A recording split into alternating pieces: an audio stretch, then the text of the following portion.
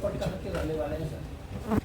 मेरा घर सासाराम के बगल में एक गांव है कोनार, रोहतास जिला का हेडक्वार्टर है सासाराम। वहाँ से 8 किलोमीटर की दूरी पर कोनार एक जगह है, मैं वहीं का रहने वाला हूँ। आपकी योग्यता कितनी है सर? भैया मेरी योग्यता, मैं पोस्ट ग्रेजुएट हूँ। 10 साल मैंने यूनाइटेड नेशंस में काम किया है और उसके बाद 10 वर्ष जो काम करते थे वो आपको यहाँ पता ही है, जिसको आप चुनावी प्रबंधक, रणनीतिकार वगैरह बताते हैं। वो योग्यता वो रही। उसके बाद यहाँ पर आकर 1.5 साल से ये काम कर रहे हैं, पैदल चल रहे हैं। किस वजह से पढ़ाई की जाए? भैया मैं कोई व्यक्तिगत इंटरव्यू नहीं दे रहा हूँ सर, सर। भाजपा हिंदू मुस्लिम में झंझट करने की कोशिश करते हैं, लेकिन हिंदू मुस्लिम में कोई झंझट नहीं है। 2007 से हमने काफी कंट्रोल किया है। ऐसा क्या किया नीतीश कुमार ने?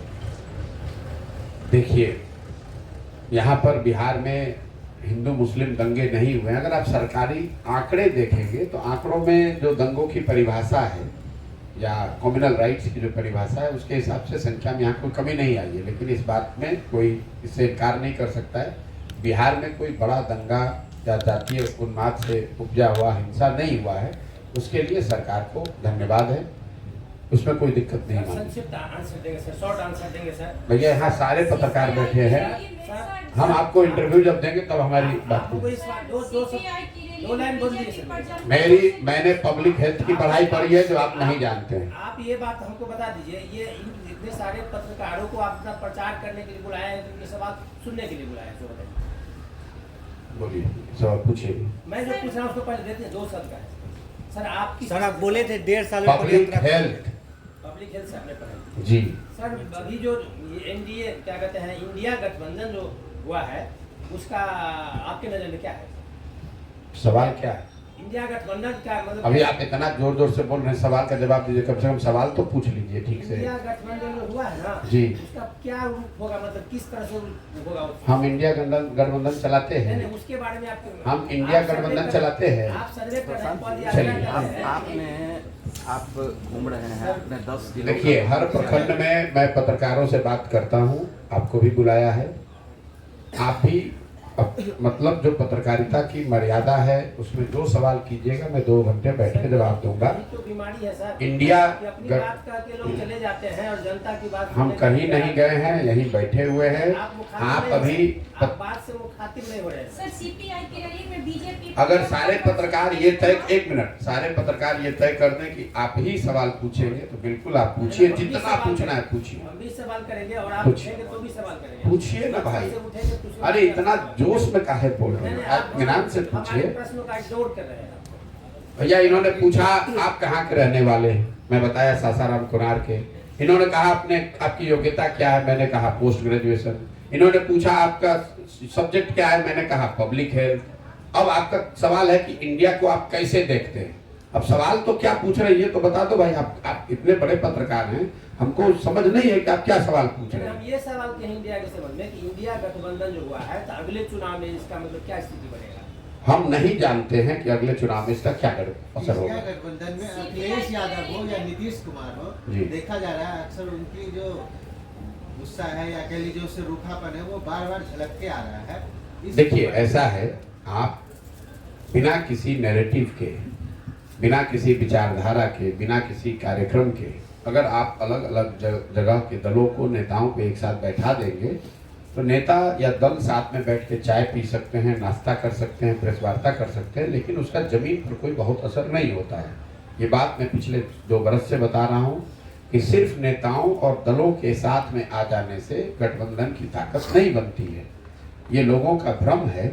जो लोग ये बताते हैं कि इंदिरा जी को इसलिए हरा दिया गया क्योंकि सारे दल एक साथ आकर इंदिरा गांधी को हरा दिए, ऐसी बात नहीं है। अगर इंदिरा गांधी ने इमरजेंसी लागू न किया होता, अगर जेपी का आंदोलन नहीं हुआ होता तो सारे दल मिलकर थोड़ी ना हरा देते इंदिरा गांधी को। पहले इमरजेंसी था, जेपी का आंदोलन था, उस परिप्रेक्ष्य में जब गठबंधन बना तब उसको सफलता मिली। बीपी सिंह के जमाने में बोफोर्स पहले मुद्दा बना, देश भर में उस पर अभियान चला, लोगों को भ्रष्टाचार के खिलाफ, बोफोर्स के खिलाफ खड़ा किया गया। उसके बाद जो मोर्चा बना उसको सफलता मिली। ये आपको क्या बताता है? अगर आपके पास नैरेटिव नहीं है, जमीन पर जनता के साथ जुड़ने के मुद्दे नहीं है, तो सिर्फ दलों के साथ में आ जाने से, महागठबंधन बना लेने से आपको राजनीतिक सफलता नहीं मिल सकती है, ऐसा मेरा मानना है। इंडिया जो गठबंधन बना है, ये पिछले 4 महीनों में इनकी उपलब्धि क्या है।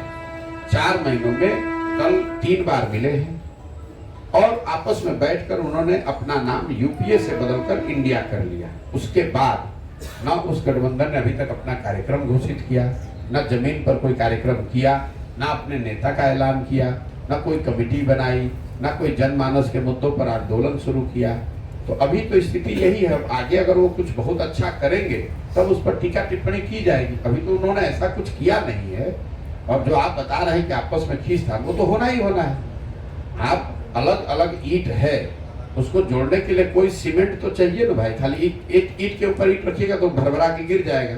तो वो सीमेंट नहीं है, वो नैरेटिव, वो सीमेंट नैरेटिव जो है या नेता जो है वो सीमेंट के तौर पर काम करता है, जो इनको जोड़ के रखता है। इंडिया गठबंधन ने अभी तक, आगे कर दे मैं नहीं जानता हूँ, अभी तक उन्होंने कोई नैरेटिव, कोई कार्यक्रम, कोई अपना मिनिमम कॉमन प्रोग्राम, कोई आउटरीच शुरू नहीं किया है। यही वजह है कि जो आप देख रहे हैं, नीतीश कुमार 2 दिन पहले खुद ही कह रहे हैं कि कांग्रेस सीरियस नहीं है। उससे पहले आपने अखिलेश जी का सुना जो मध्य प्रदेश में हुआ। ये चीज और जैसे जैसे चुनाव नजदीक आएगा आपको ये विरोधाभास ज्यादा दिखेगा। सर नीतीश कुमार लगातार महंगाई के ऊपर कहने रहे कि हाँ महंगाई बढ़ गई है, ऐसा कुछ। नीतीश कुमार हमेशा कहते रहे कि महंगाई डाइन हो गई है, ऐसा कुछ कह रहे हैं। तो महंगाई के ऊपर यहाँ पे देखिए, नीतीश कुमार जी के साथ मैंने भी काम किया है। नीतीश जी की उम्र हो गई है और अगर नीतीश कुमार के वक्तव्यों को, पब्लिक वक्तव्यों को आप नज़दीक से करीब से देखेंगे तो आप पाएंगे कि वो आदमी बोलना शुरू करते हैं, कुछ बोल जाते हैं कुछ और। अब कहीं ना कहीं वो उम्र का असर दिख रहा है। सामाजिक राजनीतिक तौर पर अकेले पड़ गए हैं, घबराहट होती है आदमी को। आप मुख्यमंत्री हैं या प्रधानमंत्री, हमने बहुत लोगों के साथ काम किया है। जब परिस्थितियां आपके अनुकूल न हो तो हर आदमी को घबराहट होती है, हर आदमी को डर होता है। तो नीतीश कुमार जिस स्थिति में आज हैं तो वही घबराहट का नतीजा है कि कभी कह देते हैं कि तेजस्वी के नेतृत्व में लड़ा जाएगा, कभी बोल देंगे प्रशांत किशोर बहुत होशियार आदमी है, उसी वक्तव्य में बोल देंगे कि हमको तो कह रहा था कि कांग्रेस में विलय करो, उसी वक्तव्य में कह देंगे कि ये बीजेपी का एजेंट है। अब वो चारों बातों को आप जोड़िए। मुझे विद्वान भी बता रहे हैं, मुझे बेवकूफ भी बता रहे हैं, मुझे कांग्रेस में विलय करने वाला भी बता रहे हैं, मुझे बीजेपी का एजेंट भी बता रहे हैं। इन चारों चीजों को आप कागज पे लिखिएगा तो आपको पता चलेगा भाई कहना क्या चाहते हो ये बता दो। अगर मैं विद्वान हूं तो फिर मूर्ख नहीं हो सकता, और अगर मैं मुझे कुछ किसी बात का ज्ञान नहीं है तो हमको आप अपना एडवाइजर बना के अपने घर में 2 वर्ष रखे क्यों थे मूर्ख आदमी को। अगर आपको हम कह रहे हैं कि आप कांग्रेस में अपना दल विलय कर दीजिए तो उससे तो कांग्रेस को फायदा होगा, तो फिर आप में बीजेपी का एजेंट कैसे हो गया। ये सिर्फ हमारी बात नहीं है। नीतीश कुमार के किसी भी वक्तव्य को आप देखेंगे, मंच पर खड़े होकर अपने अफसरों की खिल्ली उड़ाना, राष्ट्रपति के सामने खड़े होकर जो वक्तव्य दे रहे हैं जिसमें उन्होंने कहा कि आप तो सब हमारे दोस्त ही हैं, बड़ा कंट्रोवर्सी हुआ। आप उस भाषण को सुनिए। राष्ट्रपति के सामने एक औपचारिक कार्यक्रम में जिस तरह से वो भाषण की डिलीवरी कर रहे हैं, ऐसा लग रहा है कि अपने घर में बैठ के भुजिया खाते हुए बात कर रहे हैं लोगों से। तो कहीं ना कहीं ये उम्र का असर है और कहीं थोड़ा बहुत अहंकार भी जो है कि किसी भी कार्यक्रम को, किसी भी बात की सीरियसनेस को हल्के में उड़ा देना। अरे इसको कुछ आता है, नीतीश कुमार का तकिया कलाम, अरे इसको कुछ आता है। अरे भाई किसी को कुछ नहीं आता है, आपको तो आता है। आप इस राज्य के मुखिया हैं, आप कृपा करके इसको सुधारिए। अगर आप ही को सब आता है तो फिर बिहार देश में सबसे पिछड़ा और गरीब क्यों है ये बता दो। देखिए, नीतीश कुमार पढ़े लिखे व्यक्ति, इसमें कोई दिक्कत नहीं, वो बहुत समझदार होशियार है, इसमें भी कोई दिक्कत नहीं है। लेकिन वो बिहार के एकमात्र पढ़े लिखे व्यक्ति नहीं है। बिहार में हजारों लोग उनसे ज्यादा पढ़ा लिखा है, उनसे ज्यादा समझदार हो सकता है। और जो भी राजा की कुर्सी पर बैठता है, हम लोग के अपने शास्त्र ये बताते हैं कि जो राजा लोगों से विचार विमर्श सलाह मशवरा छोड़ देता है उसका पतन निश्चित है। तो जब आप उस कुर्सी पर बैठते हैं तो आपको किसी से पूछना चाहिए, बात करना चाहिए। नीतीश कुमार में आज जो परेशानी है कि उन्होंने लोगों से बातचीत करना, सलाह लेना छोड़ दिया है।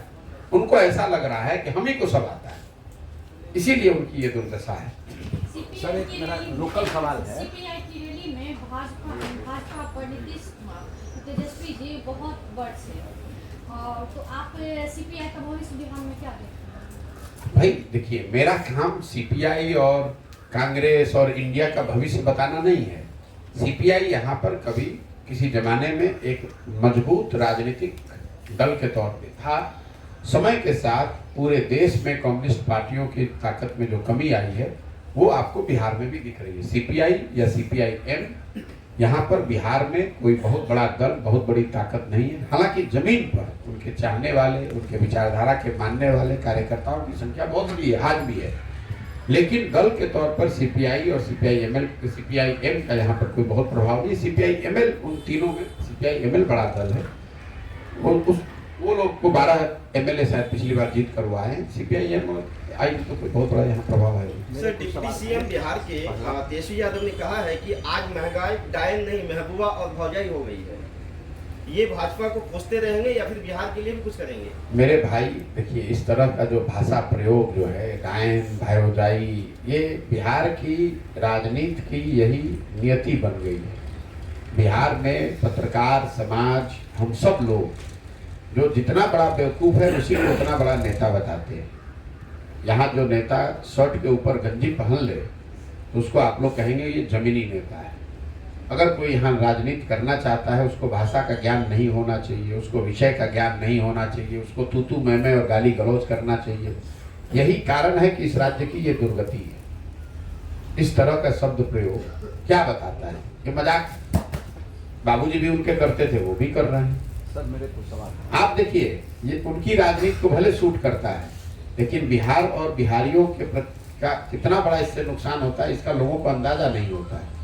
लालू जी जब हंसी की बात करते हैं और लोग बॉम्बे में बैठ के हंसता है, उनकी बात पर तो हंस रहा है, लेकिन वहीं पर जब बिहार का कोई मजदूर काम करता है तो उसको कहता है ये ऐसे राज्य से आता है जहाँ पर लोगों को कुछ अकल नहीं। तो आपको हंसना तो अच्छा लगता है, लेकिन हंसने की आप कीमत क्या चुकाते हैं व्यक्ति के तौर पर, समाज के तौर पर, राज्य के तौर पर, उसका अंदाजा आपको हमको नहीं है। इसीलिए हम लोग आज इस दुर्गति में पड़े हुए हैं।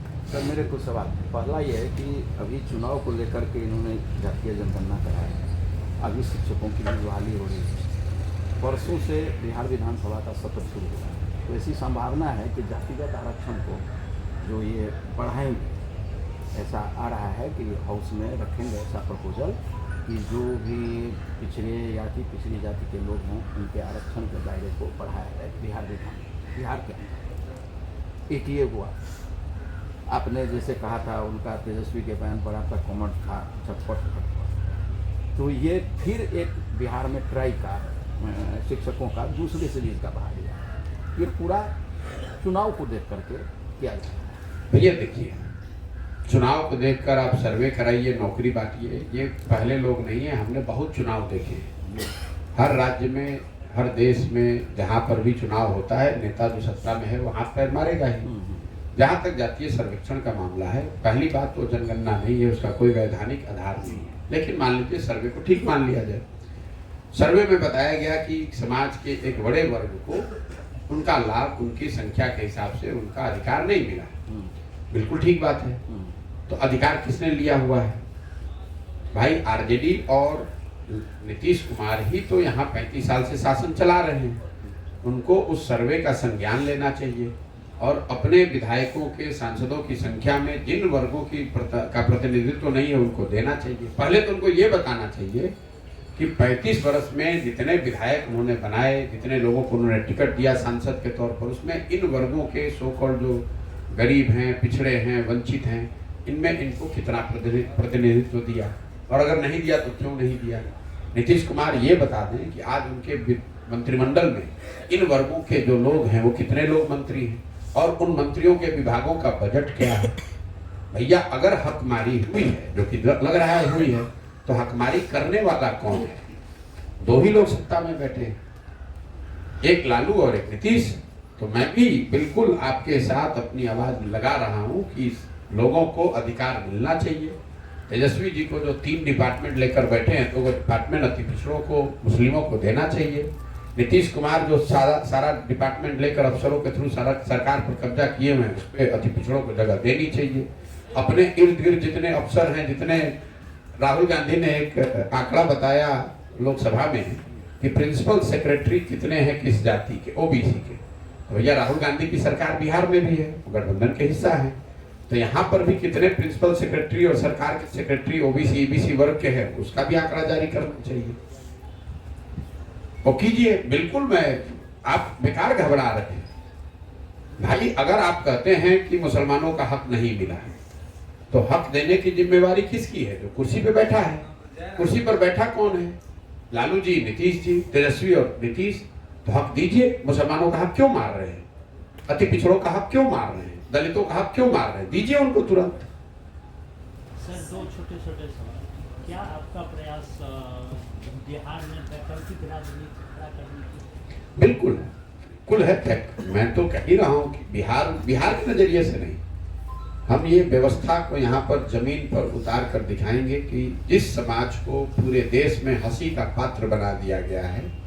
जब बाहर जाते हैं आप लोग पढ़े लिखे आदमी, आप खुद समझते होंगे, अरे बिहारी मतलब गुर्बत, बिहारी मतलब अनपढ़, जातियों में बटा हुआ समाज, गरीब लोग। मैं ये दिखाना चाहता हूँ कि बिहार की इस गरीब, अनपढ़ और जातियों में बटे हुए समाज में वो ताकत है, समझ है कि वो एक साथ आकर एक ऐसी व्यवस्था बना सकते हैं जो देश में कभी किसी ने नहीं बनाया है। मेरा अपना मानना है कि इससे न सिर्फ राजनीतिक फायदा होगा, बिहार में इस व्यवस्था का सुधार होगा, बल्कि बिहार और बिहारियों के प्रति जो देश का नजरिया है उसमें भी आमूल चूल परिवर्तन आएगा। क्योंकि जो सो कॉल्ड आगे के राज्य हैं, उन्होंने जो काम नहीं किया, हम लोग अगर वो काम करके दिखाएंगे, तभी जो हम लोग की जो इमेज है बिहारी पने की, वो इमेज सुधरेगी। इस मिट्टी का गौरव, इसका सम्मान लौटेगा। एक दिन में नहीं लौटेगा, लेकिन जरूर राष्ट्र इस बात को मानेगा कि नहीं, इस बिहार के लोगों ने अपनी राजनीतिक सूझबूझ से वो व्यवस्था बनाई है जो अनुकरणीय है। गांधी ने जब चंपारण में सत्याग्रह किया, उससे देश आजाद नहीं हुआ। बिहार में लोग कई बार प्रवाह में बोल जाते हैं कि चंपारण का आंदोलन हुआ, देश आजाद हुआ। ऐसी बात नहीं है। चंपारण के आंदोलन से आजादी नहीं मिली। चंपारण के आंदोलन से देश को वो हथियार मिला जिसका नाम है सत्याग्रह। देश में ये विश्वास बना कि नहीं, ये भी एक हथियार है जिसके जरिए अंग्रेजों को झुकाया जा सकता है। तो जो मैं प्रयास करूं, उसका फायदा वहां के किसानों को हुआ, गांधी जी को हुआ, वो नई व्यवस्था बनी। लेकिन उसका दूरगामी परिणाम ये हुआ कि पूरे देश में सत्याग्रह और गांधी के मेथड्स को एक्सेप्ट किया गया कि नहीं, इस तरीके से भी अंग्रेजों से लड़ाई लड़के जीती जा सकती है।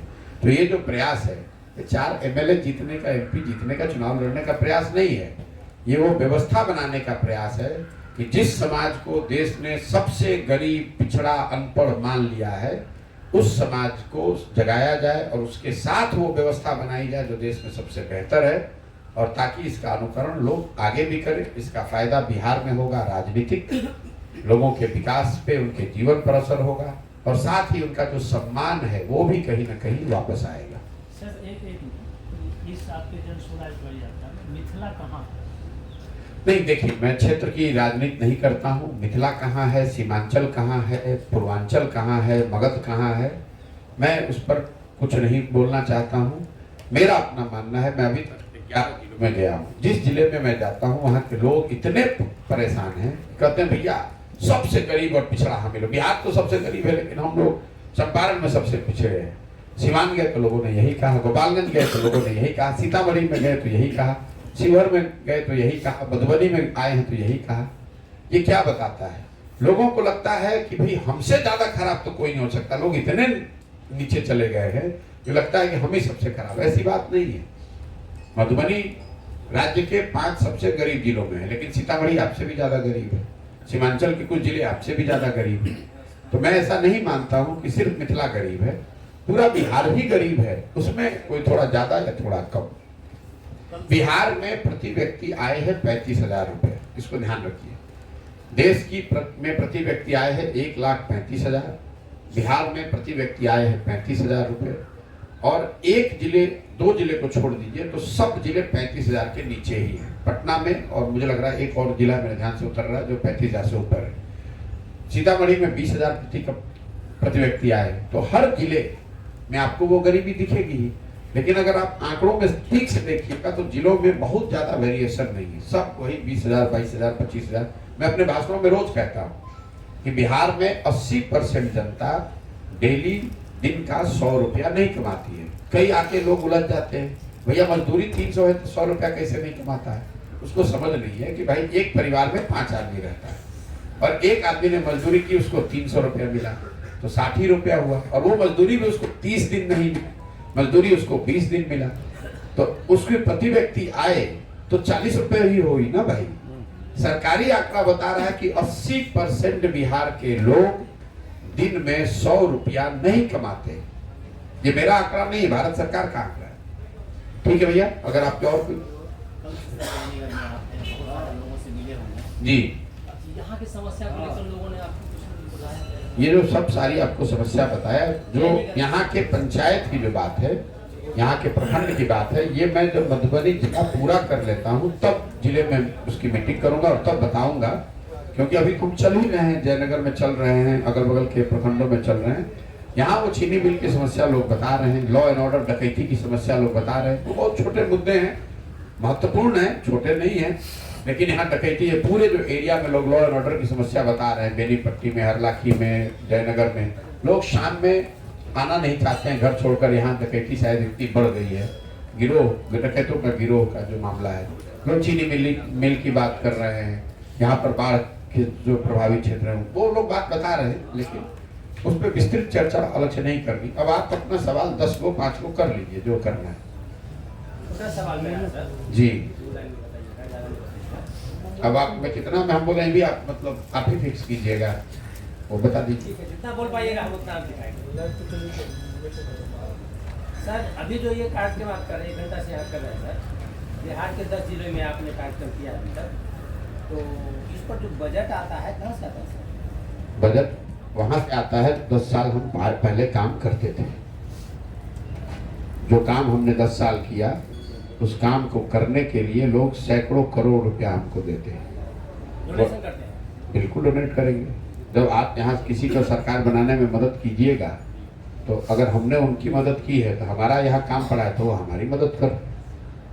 सर ऐसा देखा जाता है कि चुनाव के समय में राजनीति लोग या उनके जो प्रतिनिधि है जनता के बीच जा करके उनको मोटिवेट करते हैं, वोट ले लेते हैं, और फिर जीतने के बाद भी जनता ठगी का शिकार रहती है। आपका क्या मानना है सर? इसमें क्या मानना हो? क्या कहना चाहते हैं, ये सच है? बिल्कुल सही बात। आपके एक पद यात्रा से इसमें करेक्शन हो पाएगा? अब हो पाएगा कि नहीं तो आप ही बता पाएंगे, हम तो अपना प्रयास ही कर रहे हैं। आप पढ़ाई करते हैं तो ये तो दावा नहीं कर सकते हैं कि आप परीक्षा पास ही कर जाइएगा। आप तो पढ़ ही आप तो सकते किसी हैं। उम्मीद को लेकर के पद यात्रा कर रहे हैं। बिल्कुल ये उम्मीद लेकर चल रहे हैं कि बिहार को सुधारा जा सकता है, और अपने जीवन का जो कुछ भी समझ है, समझदारी है, संसाधन है, वो सब उस लक्ष्य के लिए ही लगा रहे हैं। अभी बिहार में शिक्षा की व्यवस्था किस तरह से है आपके नज़र में? आपने तो अभी आपको शिक्षा पर पूरी लंबी चौड़ी बात बता दी। ठीक है, लेकिन अभी जो आपने अध्ययन किया 10 जिलों का, शिक्षा किस तरह से चल रही है? बता तो दिया आपको। एक लाइन और बोल दीजिए। एक लाइन आपको, एक लाइन में अगर शिक्षा की स्थिति में बताना हो तो यहाँ पर विद्यालयों से खिचड़ी बट रहा है और कॉलेज से डिग्री बट रहा है, पढ़ाई दोनों में कहीं नहीं हो रहा है। ठीक है। सर बिहार विधानसभा का शीतकालीन सत्र 6 नवंबर से सिर्फ 5 दिन के लिए बुलाया जा रहा है। सरकार क्या कुछ बड़ा करना चाहती है? कुछ नहीं करना चाहती है। ऐसे विधानसभा के सत्र हर 2 महीना पर होता है, खाना पूर्ति की जाती है। अगर जो कुछ होगा उस समय उस पर टीका टिप्पणी करेंगे। बहुत बहुत धन्यवाद। इंडिया से आप पत्रकार हैं।